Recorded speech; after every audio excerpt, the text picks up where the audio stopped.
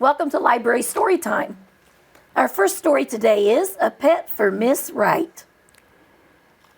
There's an awful lot of different pets there, and we're going to find out what she thinks about each one of those.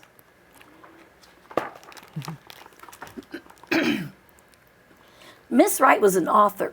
It was a very lonely job. Every day she sat by herself at her desk and typed.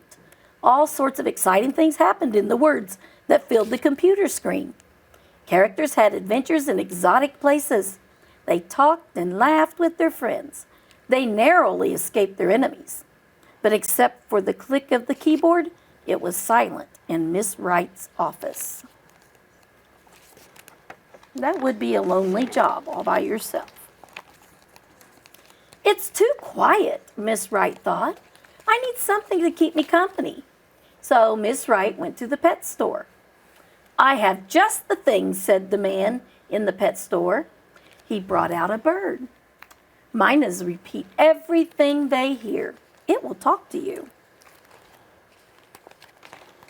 Think that'll work out, boys and girls? But when Miss Wright took the bird home, the Myna did not say any words. It only imitated the keyboard clicking away in Miss Wright's quiet office. Miss Wright took the Myna bird back and brought home a monkey. How about a monkey?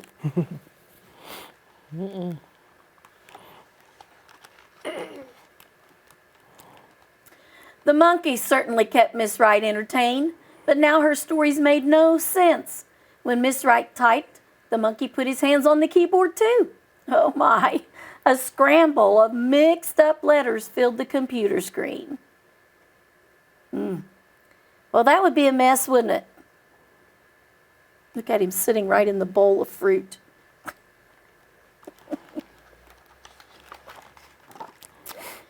Nothing exotic, Miss Wright told the man at the pet store as she returned the monkey. Maybe just a fish. The fish stared at Miss Wright from its bowl with its large, googly eyes. Miss Wright stared back. Soon they had hypnotized each other, and no words appeared on the computer screen for days. Oh my. Now maybe you're thinking about what would be the perfect pet for Miss Wright. Let's see what happens next. Miss Wright thought a hamster might be better. It ran around and around and around on its wheel. Miss Wright's eyes went around and around too. She became too dizzy to write and had to lie down to rest.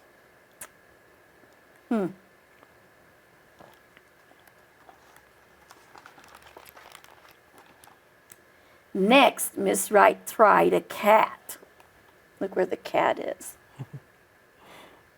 It was lazy and liked to lie all day in the sun. The sun shone through the window across Miss Wright's desk. The cat stretched out across the keyboard, quite comfy until dark. Miss Wright fell asleep trying to write at night. So she was letting the cat lie on the computer during the day, and she was trying to write her stories at night. I don't think that would work for me either. No more pets, Miss Wright said. But when she took the cat back, the man at the pet store insisted that you must try a dog. Miss Wright did not think a dog would be any better than the other pets, but as she typed, the dog rested quietly on the floor beside her, and Miss Wright was not as lonely. She decided to keep the dog another day, and another, and another. Now that's how it would be for me.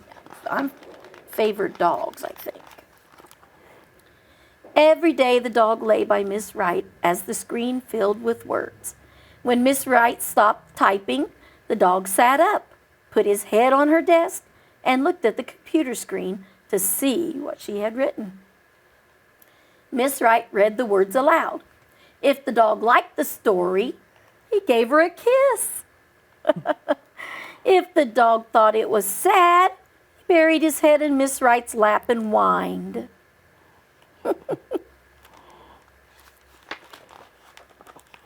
If the dog thought it was funny, he howled. But if he didn't like what Miss Wright wrote, he ran and got his leash. Together, he and Miss Wright would take a long walk so they could think of better ideas.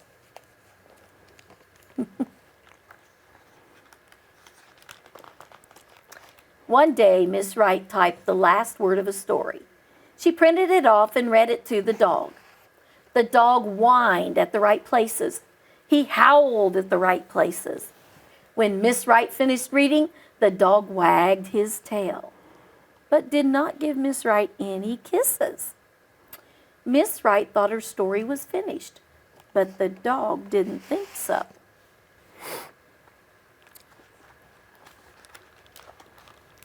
The dog chewed a red pencil to a sharp point. He fetched a thesaurus and a dictionary. He waited as Miss Wright chose some fancier words and corrected her spelling mistakes. Now the story was perfect, and the dog gave Miss Wright lots of kisses. Miss Wright printed up the revised story and put it in an envelope. The dog licked the seal. He pressed the stamp down with his paw. He's such a helpful doggy, isn't he? Then, with the envelope in his mouth, the dog ran down the driveway to wait for the mailman. He's really helpful. A few weeks later, the phone rang. Miss Wright answered it. The dog put his head close to the phone so he could hear too. "It's accepted," she said to the dog. "My story will be a book." Miss Wright jumped up and down. The dog jumped up and down too. Miss Wright howled. The dog howled. The dog chased his tail. Miss Wright spun around and around in her chair until she fell out. The dog gave her lots and lots of kisses. Miss Wright gave the dog lots and lots of kisses too. Do you think Miss Wright's lonely anymore? No, I don't think so either. Seems like they're having a good time together. Then Miss Wright calmly sat down at her desk again. The dog lay at her feet as she started typing. Miss Wright is an author, and that's what authors do. It is a lonely job, unless you have a dog. Well, that was one special dog, wasn't it? It's a cute story. Okay, Miss Lisa has another story for us. Well, first of all, though, we're going to talk about pets. Okay. So I have a whole handful of pets here. Actually, there are a whole bunch of animals. Some of them are pets, and some of them I don't know that I'd want as a pet. So when I hold one up, you guys tell me what you see, okay? What's this? Cat. Cat. Who wants to hold the cat? Ezra wants to hold the cat. What are these? Bunnies. Bunnies. What's this? Snake. Anybody want a snake as a pet? That's a python. All right, what did Miss Wright have? A puppy dog. Some people have these. Turtles. Turtles. You know what this is? Hamster. Close. Actually, though, I'm trying to cover up the word. It's a guinea pig. A guinea pig. You want the guinea pig? Now, this is in the stack of animals. I'm not sure this is a pet. But it does give us some yummy food. What about this as a pet? Pig. Pig. And this might be a pet. Parrot. Oh, parrot. Isn't it beautiful? Now, what about this pet? Hamster. That's the hamster. And our last animal I have is Lizard. a lizard. Now, now you might need to lay out your animals so you can see what you have. I'm going to read a clue, and we'll see if they can pick out the right animal to go with the right clue. Are we ready? All right.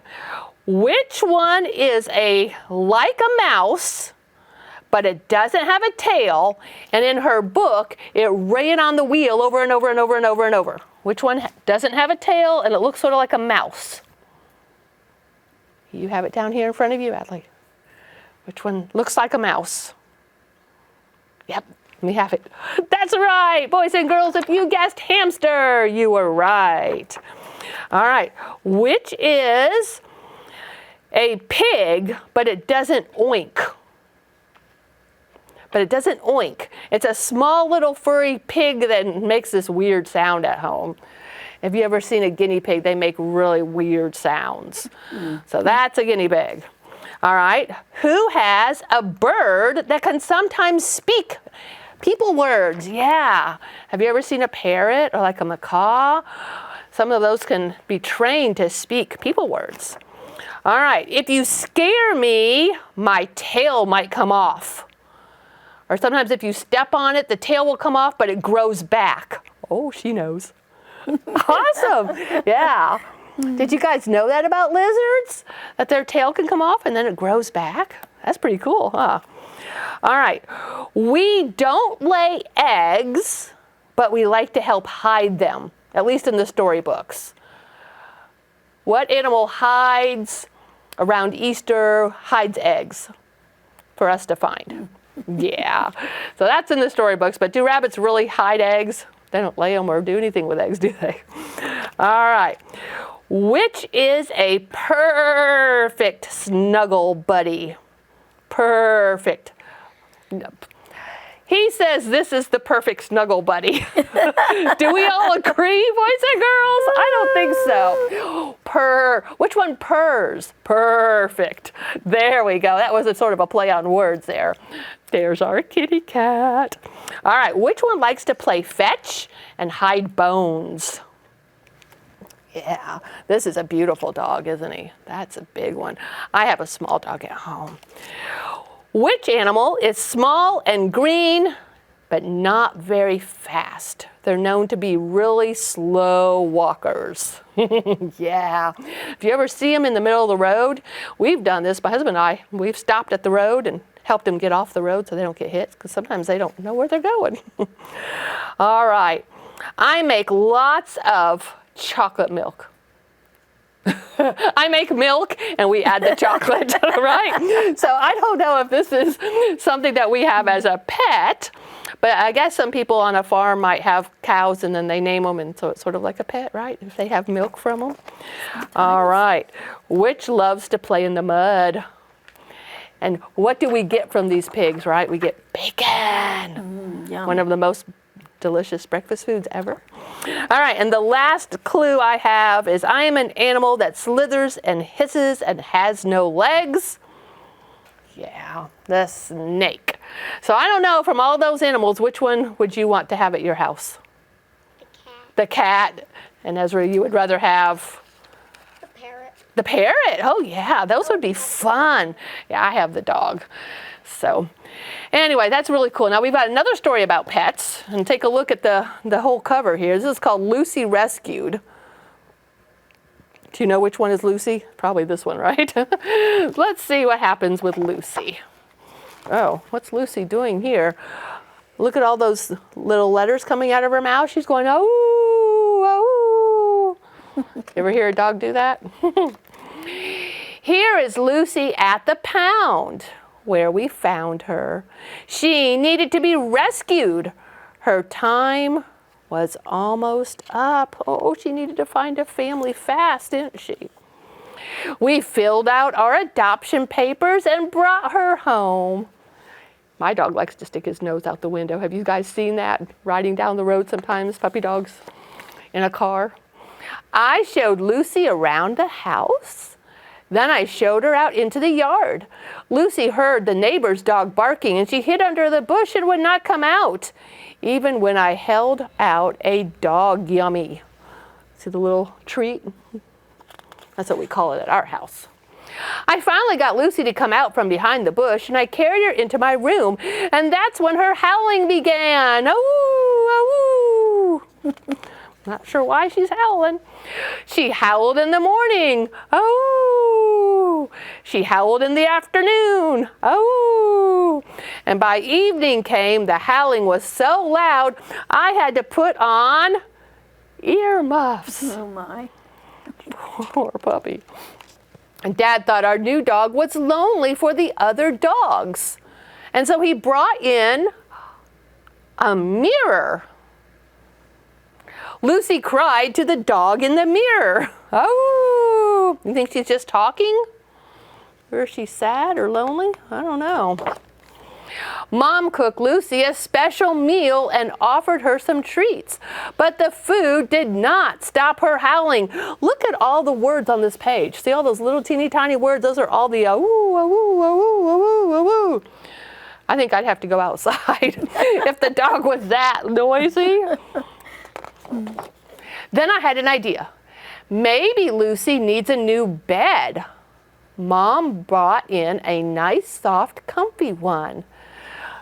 Look, they even have a nice bow on it. Lucy's in it, but she's still howling. Oh, look at all those oh-oo. They're everywhere. Dad took Lucy to a dog psychologist. That's a doctor who tries to figure out why you're doing what you're doing. His specialty was nervous dogs. The doctor spent an hour talking to Lucy and doing some dog tests. Then he talked to Dad. Why don't you try playing classical music or lullabies or singers that sing just some sweet songs? Do you think playing some music is going to help the dog? I don't know. Something has to, right? So we played soft music. Lucy howled along. Oh! Mom said, Lucy is just not happy here. Let's try for one more night, and if Lucy does not settle down, we will have to return her to the pound. Oh. I had one last idea. Lucy, I think you need a friend. So I gave her my favorite stuffed animal. Dogs need little friends and toys, don't they? Look, there's the snake. It's probably a stuffed snake though, right? Lucy snuggled with my toy, and the howling stopped. That's right, and we all slept really well. Look, she has a little giraffe.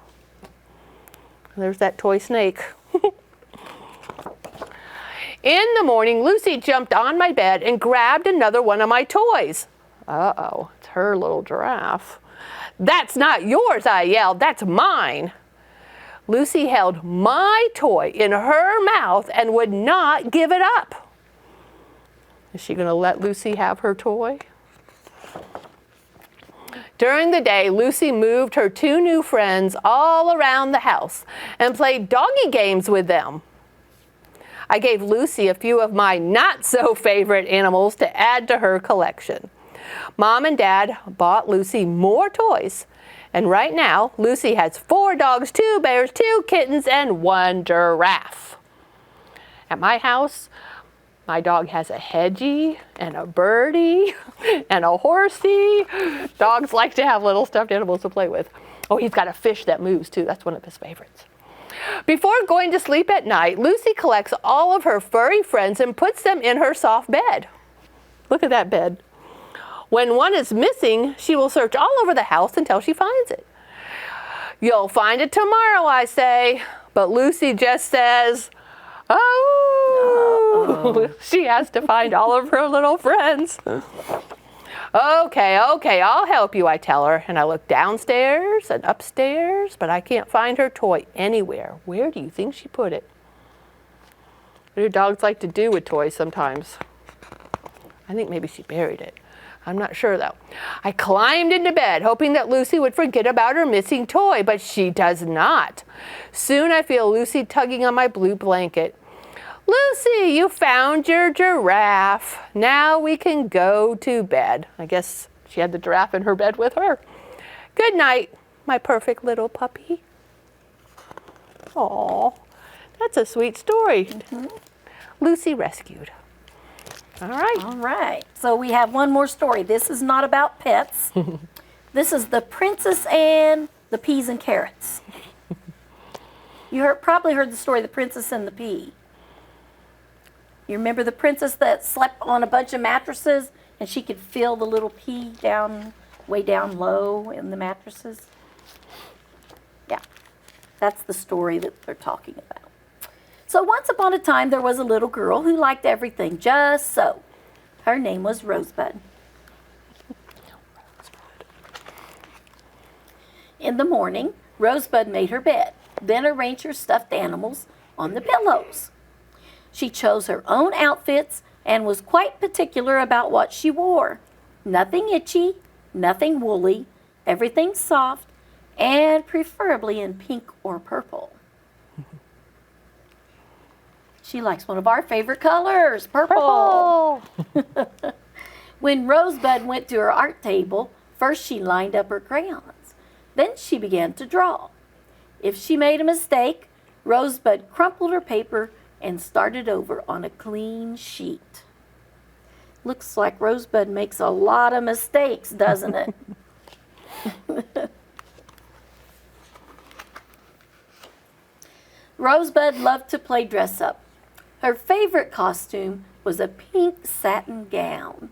She wore it with purple plastic slippers, gold bangle bracelets, and a silver crown. And look, she has all of her little stuffed animals. When she paraded in front of her father, he announced, "Here comes the good Princess Rosebud." You think she looks like a princess there? Not sure yet?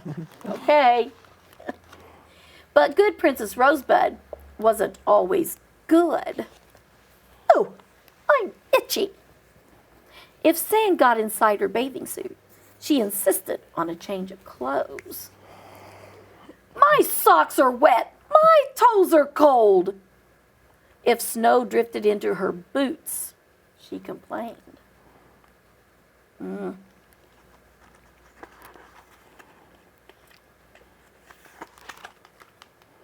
If there was a little hole in her tights, a little wrinkle in her sock, a little pebble in her sneaker, and a little label in the collar of her shirt, she fussed.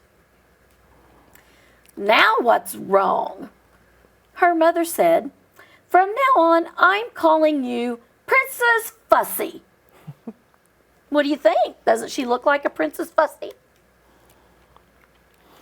I think so. Mealtime could be difficult.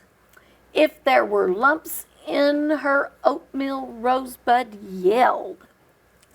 If there were seeds in her grapes or pits in her watermelon, she pushed her plate away. Boy, she is acting like Fussy, isn't she? If there were greens in the noodle soup, Rosebud insisted they be removed. Her big brother yelled, "Stop fussing and eat."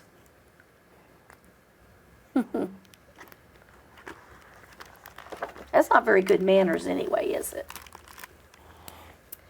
At one family dinner, Rosebud's mother served roast chicken, mashed potatoes with gravy, and peas and carrots. Look at her face. Do you think she's happy? Rosebud glared at her plate. The peas were touching the carrots. The chicken was on top of the mashed potatoes, and the gravy was touching everything. Rosebud shoved her plate away with both hands. She was as surprised as everyone when her entire meal landed on the floor. What a mess! Look at that. Her mother said, "I've had enough, Miss Fussy. Leave this table and go right to your room." Would that happen to you if you acted that way and threw your food on the floor? You don't think so? I think Mom might have a different idea. Rosebud threw her stuffed animals onto the floor. She's really mad. Look at her. Then she tossed the pillows, the quilt, and the blanket. Remember how she liked everything to be nice and neat and straight in a row? She really isn't acting much like Not anymore. worried about that now, does she? Rosebud kicked and Rosebud screamed. Wow, what a temper tantrum.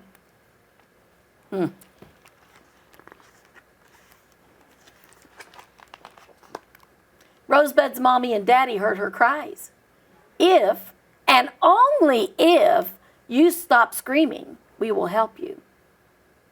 Rosebud calmed down. She said she was sorry for making a mess in the kitchen and in her room. Rosebud wanted food and a nice, neat bed to sleep in. She's probably tired after all that screaming and yelling. I won't be able to sleep in this messy bed, she thinks. Yeah, look at that. What a mess. Rosebud's mommy straightened the sheet, fluffed the pillow, and remade the bed. She checked under the mattress and found a tennis ball and a pink sock. Rosebud arranged her animals just the way she liked them. She ate peas and carrots and chicken too. Wow. She doesn't like green things, but she ate them. Cool. Did you notice she has her little elephant friend there with her? Then Daddy said, I'll tell you the story of a princess and a pea. And Daddy began. Once upon a time, there was a prince who wanted to marry a real princess. He met many princesses, but it was hard to tell which one was real. There was something about each princess that did not seem right. Though they said they were princesses, the prince did not believe them.